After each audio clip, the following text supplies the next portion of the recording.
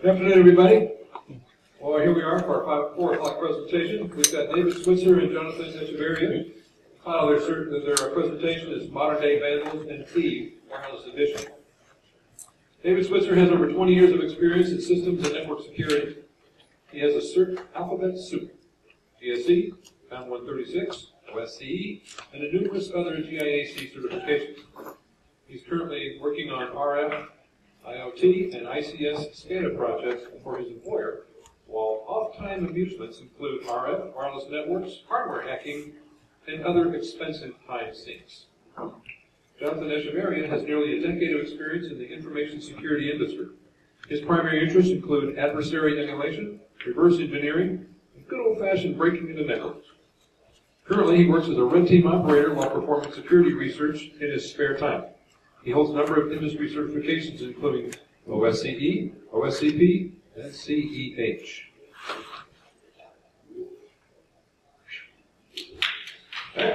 Okay, thanks for coming. All right, it speaks of this talk. It says, this talk will examine ways to determine what is inside your home without ever entering, and possibly how to enter it. Wireless networking detection is well known, and we will cover it. But this talk will go more in depth into other sources of information from your lights, your TV, even your security system, and even the POW that is running these devices. How about an ISC squared welcome for David Switzer and Jonathan Echavarria.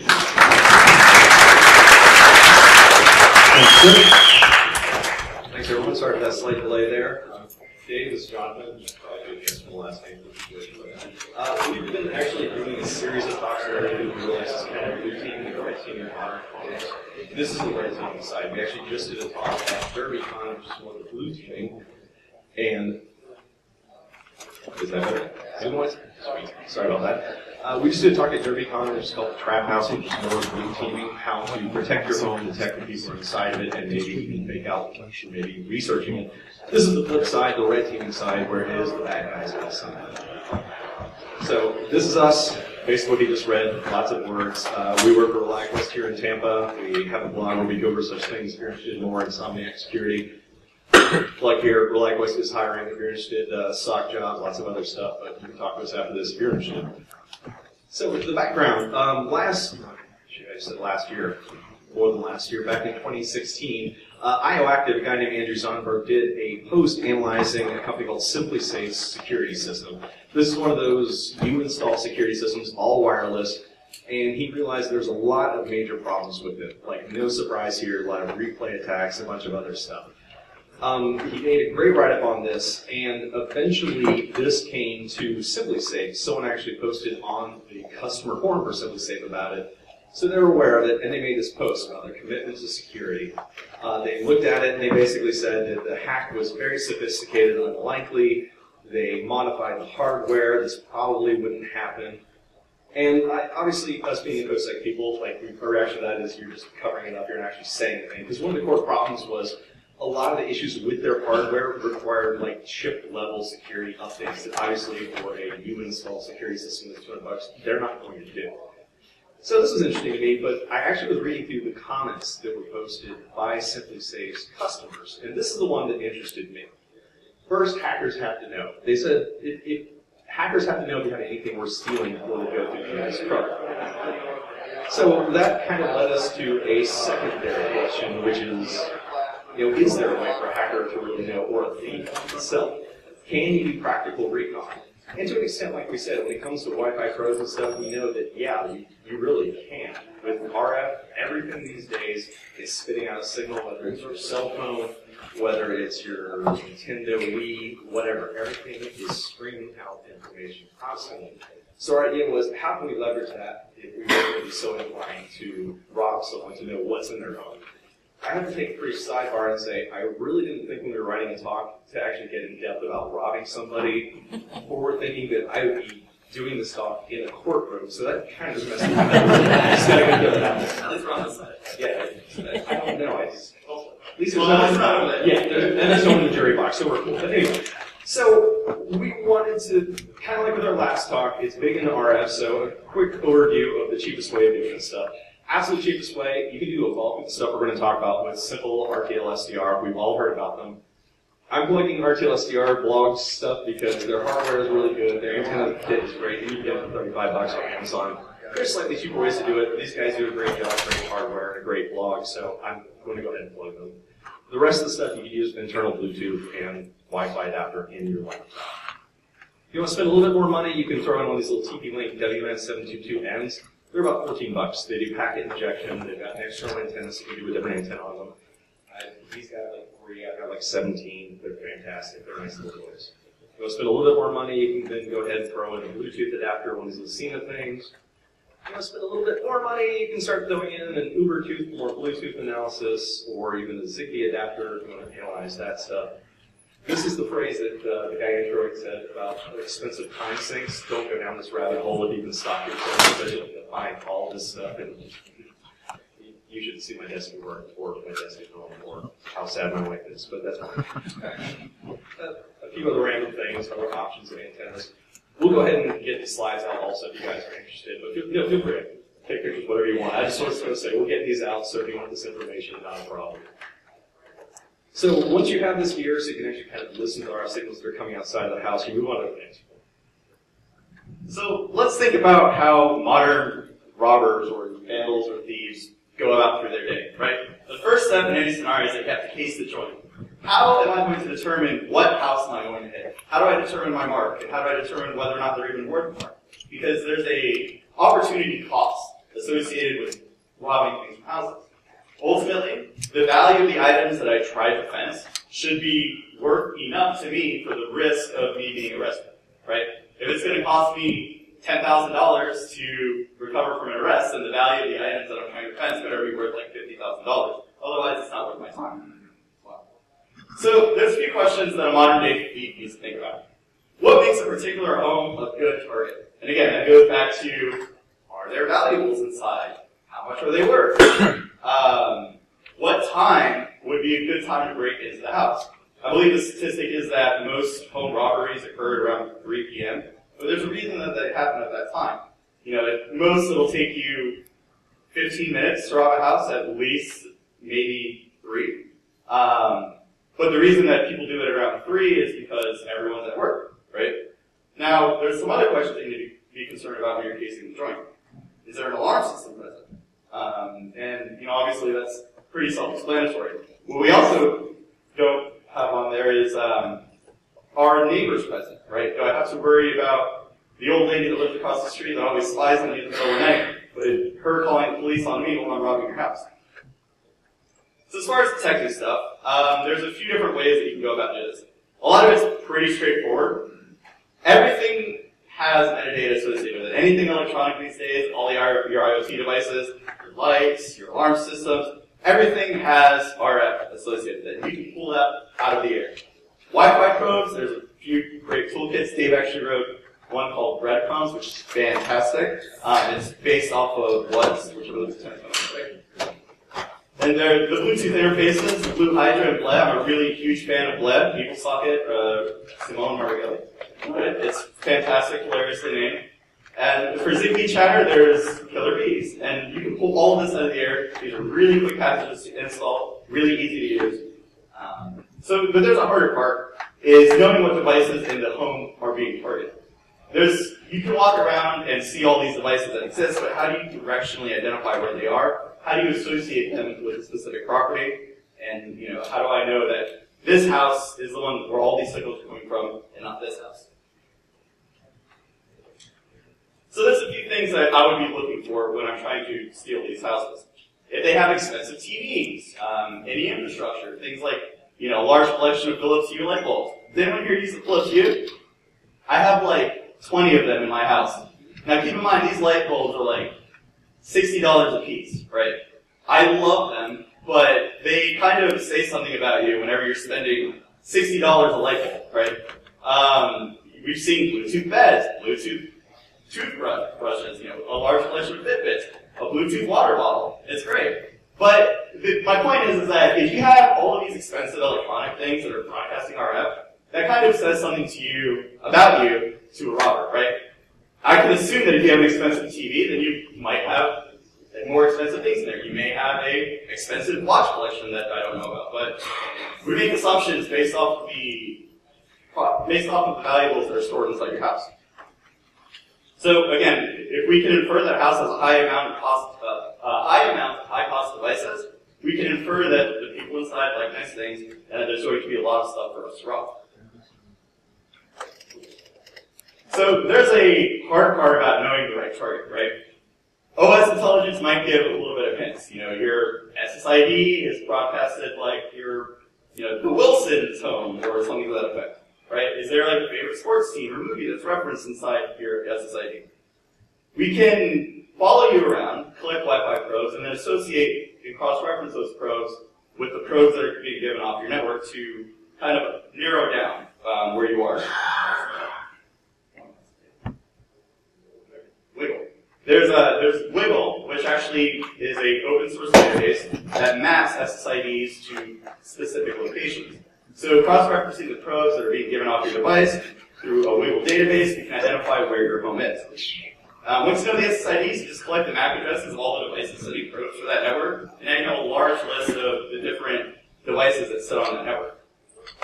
As far as Bluetooth devices, a lot of the times what we found in our experience is that the Bluetooth MAC address is one-off. So while we're collecting Wi-Fi information, we also can collect some of the UTLE information and get more ways to identify who and where you are. And then as far as limiting your signal connection, like everyone likes to have antenna envy, right? Everyone wants the longest and largest antennas. But the disadvantage of that is that you can collect too much information. So by using a smaller and more targeted directional antennas, you can really narrow down where that traffic is coming from. So some examples. This is actual data that we had collected from another location, and I broke this up in these little sections because this, again, is metadata where you sit and think about it, you can read more into it. Like the first set of them up here is interesting, but probably not what you're looking for because these are all cars. Like if you're from the local area, all of our HART buses, Hillsborough Area Rapid Transit, they have Wi-Fi on them. So that's actually a bus broadcasting out. Obviously Land Rover, easy enough. So you're not that interested if you're looking to break in and steal stuff. The second batch is a little bit more interesting because those are probably cell phones, but the reason they're interesting is that these are all maybe give you a hint of location connected to the devices. Because the first one, if you're from the local area, it stands for Bright House Networks Secure. So if you're a cable customer, you can use their Wi-Fi. But that's only going to be usable in certain areas. So if you're in, like, say, New Jersey and you see that, probably it's not so local. It's probably not that house you're looking at. Same with Bell Wi-Fi. Not really sure where that goes. Another section, the next batch, is, again, probably a group of phones, which, again, are terrific for figuring out if someone's there. But another hint there is if you see a device that's spitting out stuff like Westin Guest, Marriott, or even like free Wi-Fi at airports, if you're looking to figure out if someone's not there and can attack their home, this is someone who travels a lot. So if maybe this is a single person home, that's someone who's probably gone quite a bit, so maybe that's a better target for you. The last batch is just there because it's something you want to ignore because these are all more business-oriented, large-scale Wi-Fi access points, so those are not helpful, so you wouldn't even want to see those. But those are the Wi-Fi examples. Moving on, we have some Bluetooth examples. Like Jonathan said, once we narrow down the Wi-Fi, you know, because a lot of times with small devices, it's the same system chip doing the Wi-Fi and the Bluetooth, so the MAC address will be one off. A lot of times, if you do the Bluetooth probing, you can get more information like devices up here. It's kind of hard to see there, but like the first set is a MacBook Pro, a Steve's sound port, and then we see like phones that we can't easily identify down to Nintendos, and we see televisions.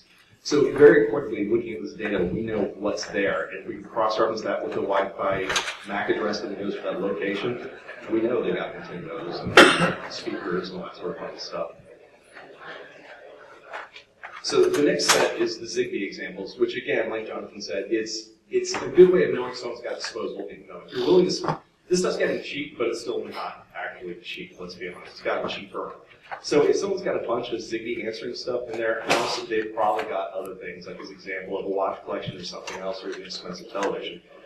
This is all a bunch of lights, actually, in his home. But so we know he's got a bunch of that stuff there. But another thing is a lot of the more modern IoT security systems, like the Samsung Smart Things, all use Zigbee as well. So this could be sensors passing back to you.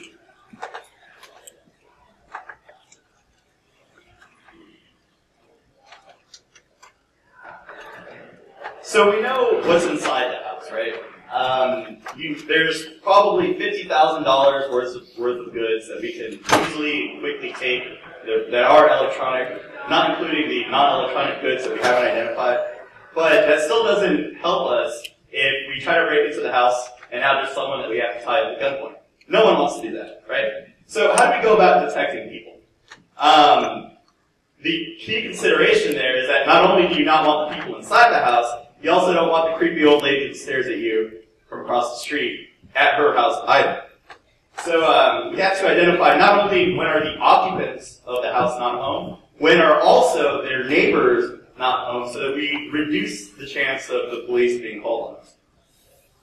This is actually relatively easy. Device probes, again, going back, they are the golden ticket, and they're super easy to collect, super easy to analyze, but how can we gain more context around them? And is there a general way to detect the house or usage patterns? As in, what's the easiest way for us to identify whether or not people are actually inside the house? So one option we looked at, obviously with phones we can see if they're there, but you never know when someone's left a device at home, so you can't necessarily use that. So we're looking to see maybe if there's a better way we could narrow down a signal to a home. So connected power to the rescue. This is as old as 73. AMR is automatic meter reading. Basically, someone made a technology where your meter is spitting out some information saying, here's my consumption rate. And it literally comes down to, I always thought it was for the power company, easier and cheaper for them. They don't have to go to every meter, but also they claimed it's also easier for them because we've all heard about when they do the estimated use and then you get an adjusted use. It's because they haven't read your meter, and a lot of times they found that you have meters in areas they can't get to because behind a fence or maybe there's a dog there. So this makes that easier too. They can literally go within, say, about 20, 30 feet. They can read your meter and keep going. This is a one-way thing. This is broadcasting out only. The second thing that's coming is AMI, which is two-way infrastructure. It allows for remote power management. It's like out here in Florida, we have the brownout built in where you get a discount on your power if they're allowed to potentially turn off your fuel pump at certain times for brownouts. This allows a lot more infrastructure management, and it's a two-way thing. Well, we're in Florida, so of course it always gets exciting. We've actually only been doing this the last few years. About 2013, 2012, the Public Service Corporation held workshops and studies on AMR because people were concerned by this. Oh no, my power meter is going to be sending out signals, it's going to screw me over. They had people who, of course, thought it was going to give me cancer, or the implant in my head that aliens talk to would get fear of that or something. So they had a bunch of companies come out. Utilities from all over Florida came out and presented. Companies that were making these devices came out and presented. There were studies on health, cost, privacy, everything. And if you go to the Florida's Public Service Corporation website right now, they have a few documents, and I don't know if you can read that, I've got the URLs. But basically it came down to, they said, smart meters transmit customer energy consumption data, do not transmit customer identifying information. Data transmitted by the smart meter is encrypted to ensure only the utility can decipher the signal. The document at the bottom says similar. So these are the important parts. Basically, it says encrypted. The other document kind of hints that only the utility company can actually decipher this information. And we were a little confused by that because that's completely not true. I mean, anyone, everywhere. This is, and this is local. This is right here in Tampa if you're local. It's very easy to read this stuff, but quite frankly, this is a standardized signal that is used all over the country. So if any of you guys are from somewhere else, you probably can pick this up. So the Florida Public Service Corporation, in my opinion, kind of let the customers down. I'll give a little bit of credit. If you dig through the documents, there is one document that says AMR can be read. They don't directly say that, but the actual manufacturer of these power meters, Itron, does say AMR, same data as one would see on the meter itself, which is actually true. It just says, here's my consumption rate. It says some info about this is the type of meter I am. Here's my consumption rate. Here's this randomized number that if you look at your power bill, you won't see this number anywhere, so there's no easy way to figure that out. So here's my thing. If you had someone checking your power every 5 to 10 seconds at your house, you'd probably eventually notice them. So my thought was, what do we get from that? Here's a power meter. As you see up there is the meter ID, the meter type, and then the meter model. The meter model is not very helpful, but it's there. So now we'll go back and review the data. And I've obviously got the meter ID blocked out because this is actual data from around my house. There's a meter ID, there's the meter type, and there's the current consumption. These meters use the same signal. You can see electric meters, gas meters, water meters. We've only seen a few gas meters. I've never actually seen any water meters around here. They may be useful elsewhere. But, so now I know, by just briefly once visiting your house, I know what your power meter is, and I can watch your power usage. So I guess the question is, if I was to peak, what good would that do?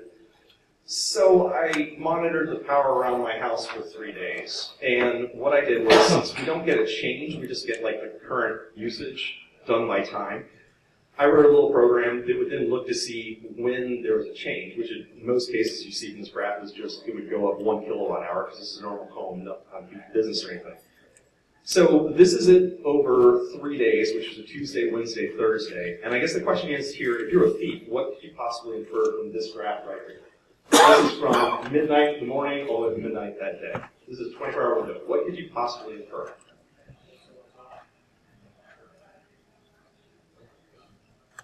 Kind of like Jonathan said earlier, usually it's around 12 to 3 o'clock. There's a big window where there's nothing going on in that house, which you can probably infer that means there's no one home. And this is cross-sectioned across 3 days, middle of the week. I did this a couple weeks ago because I'd initially done this data during the holidays, and I realized that kind of isn't real, people are off during the holidays. So I now have a window of time where I know no one is there. So now I can use that potentially and cross-reference that with data that I found, like cell phones, see if they've moved in. And also, this is so simple to collect this data, I can then also use this to do a cross-section on the creepy lady down the street that's always peeking out the window who might call a house. So now I know when you're home, I know when she's home, but let's be honest, she's always home. So now we move on to the next question, and the third question on our thing was not getting busted, but do they have a security system, protecting people, protecting you? So to review back a little bit where we were, the question of these systems that IOActive actually already looked at. SimpliSafe's response was this was really hard. IOActive actually bought the hardware, did modifications, they took the stuff apart, they tweaked the firmware, they did a bunch of stuff, and their basic response was, this is really hard and no one is going to do this. Maybe you guys heard a guy named Mike Osman. He's the guy who did the Uber 2, the Echavarria. He read this information and said, really? This is really hard? And so he actually did a write-up of these attacks and did them all just with his yardstick one, which is running the RFCAT firmware by a guy named Atlas. He redid them all with a $99 piece of hardware and some free software. He did the replay attacks. He actually went through and figured out that with a lot of these things, it's really easy with a simple RTL SDR that should cost $20, where you could actually potentially read the keypad codes remotely. And this is just a simple device that's just receive only, but then you know it. So we thought, well, what about other alarm systems? Because, yeah, we have SimpliSafe, but that's not the only one. We know that wireless alarms can be detected and bypassed. Oftentimes these are self-installed kits, but the thing is we've all seen these that a lot of times the more expensive commercially installed security systems, they still use wireless components because you never know when there's some random weird location that you want a motion sensor, and the guy says, well, okay, I can wire this, it's going to look like garbage, you're going to have wire going up through here, and I'm going to have to charge you $500 for the wiring job, or you can just change the battery of this wireless one every now and then, and let's be honest, what's everyone going to pay? So the question there is, how do we find out what they have? Most people have a security system. What's the first level of security? They got that big sign out front. I got ADT. Boom. Okay, they got ADT, but how do you know what to watch? Well, these are all wireless devices, and well, when it comes to wireless, the FCC is your friend. People don't ever really sit down and think about what public information is out there. All manufacturers, it doesn't matter what it is, if it spits out a signal, they've got to go through a whole bunch of hoops with the FCC. It's actually kind of fascinating to go through these documents, because a lot of these documents have pictures of the testing equipment they've had to do and the setups and them in all these quiet environments with, like, they had to do the test with the device flat and upright and upside down, and they're exposed to all of this, and you just look at it like, that's why that device costs $300 when it should cost $60. Okay. So a great place to look at this is a place called FCCID.io, which is not directly the FCC. It's all set it up, have some ads on there and all that, but it's an easy way to search through this data. So we wanted to look through and find some examples. So a big one, obviously, is Honeywell. These guys support ADT. They do some of the stuff for Vivint. A lot of the main manufacturers. So here's an example of one of the testing environments pictures. Like, this is a keypad set up like on a place that wouldn't have any other signals they thought, and a picture of it. My favorite is that, like, if you want to get into hardware hacking, half these things had internal pictures of the circuit boards where you could go try to find, like, maybe console ports or JTAG ports for further stuff. Just high-res pictures. You take a look at it. I didn't have to buy it. The other nice thing in our case is all of these tell you the exact frequency. 34494. Another example, a Honeywell door window sensor. Another thing that's very heavily used as a wireless device because, well, you don't want wires everywhere. So here's one. Another, the common one that I found is a motion sensor, because again, people want to mount these up in the top corners of their homes and all that. So we actually got one of these things and want to take a quick look at it. And it's really, really easy to see these things. They're not smart. They sit there quietly, and then as soon as you move, it starts flipping out data.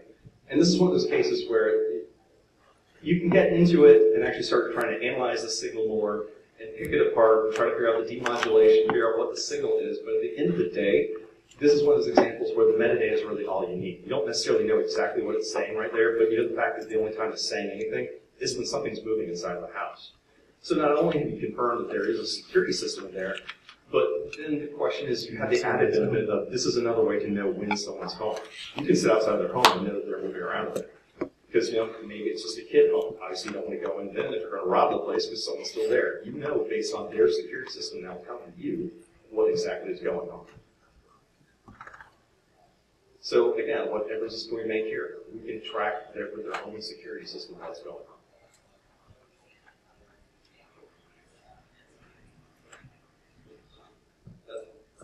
So we actually have a Honeywell motion sensor here. This is Honeywell here. Yes, we actually do have one of these Honeywell motion sensors.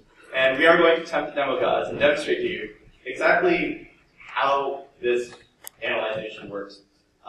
Using a tool called GQRX, we analyze the frequency that this motion sensor is broadcasting at, and then are able to identify what is going on.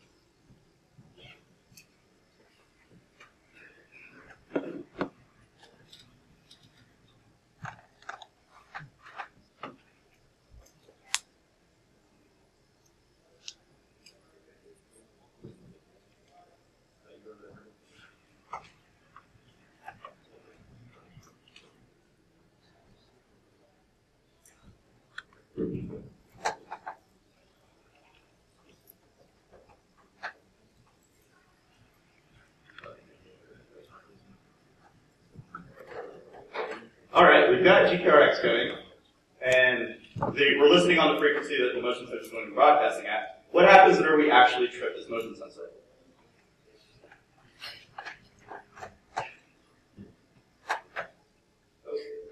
There we go. So we can see some things going off with this motion sensor.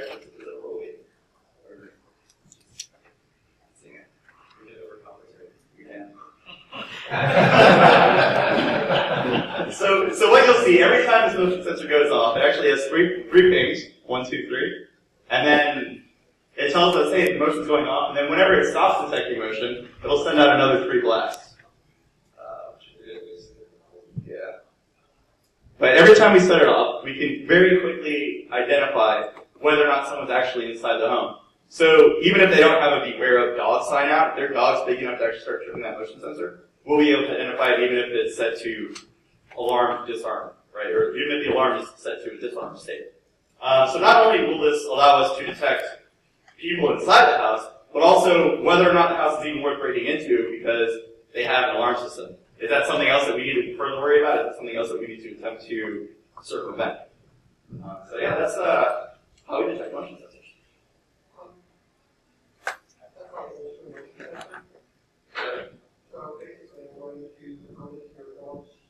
Yes.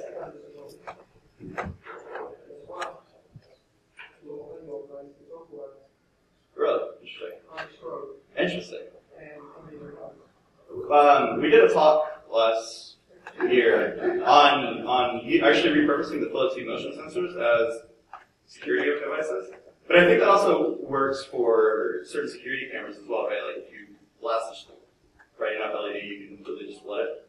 On that, there was one of the key conventions about fully installed the temporary. Right. And the guys actually changed clean on temporary into their stuff. I'm not pushing the clean vendors, Temple check for their cameras. And telling you the software for the not. And so the key value does work. All the access cameras, but those two were good factors. We reached the second time on the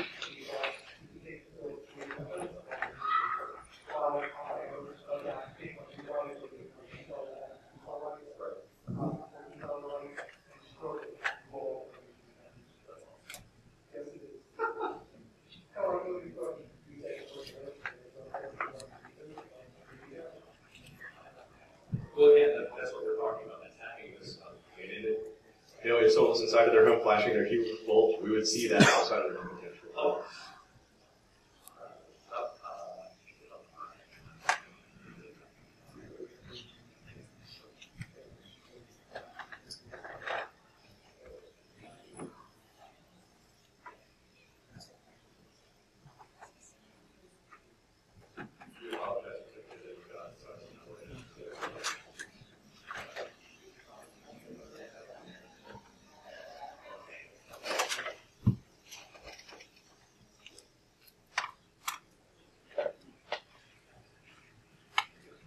Alright, so having come to the demo, guys, let's go over what we talked about today. So, we talked about how to detect stuff. We can fingerprint, identify Wi-Fi devices, Bluetooth devices, safety, telephones, cars, cross-reference information from those sources, and then confirm that those target devices are present. And there's a lot more information that can be interpreted from the metadata. You can figure out where someone works, where they go to school, where their children go to school, right? You talk about detecting people, analyzing any devices that are personal devices, such as your cell phone, looking at power meter data and reading the same kind of information that someone in the LLS would be going out and reading, but without having to leave the comfort of our vehicles. And then, in addition, analyzing any leaking motion sensor data or alarms that could detect people if we did choose to break into this house. And then detecting people, detecting us, looking at RF frequencies to detect wireless sensors, motion sensors, and then using those sensors for our own benefit and repurposing them to take people. Dave would like to thank this lovely wife. Thanks, Jackie. And John, I'd like to thank Jesus, Muhammad, L. Ron Hubbard, and Joe Carpenter. So, if you guys have any questions, it'd be a great time for some Q&A. You can follow us on Twitter. Dave's got Violently Dave, I have Underflow.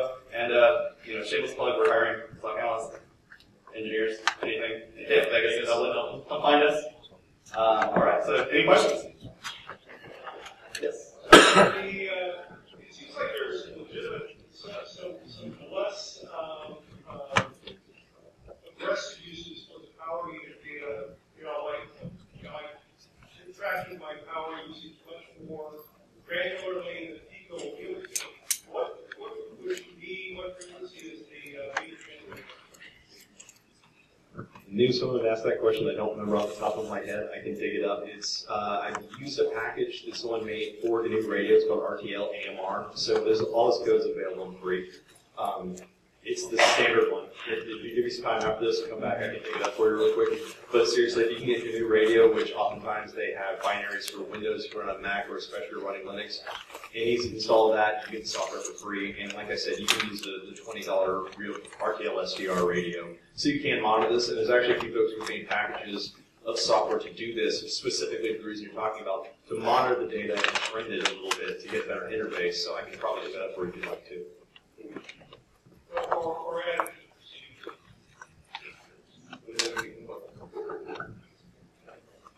Any other questions? All right, well, thanks for coming to our talk.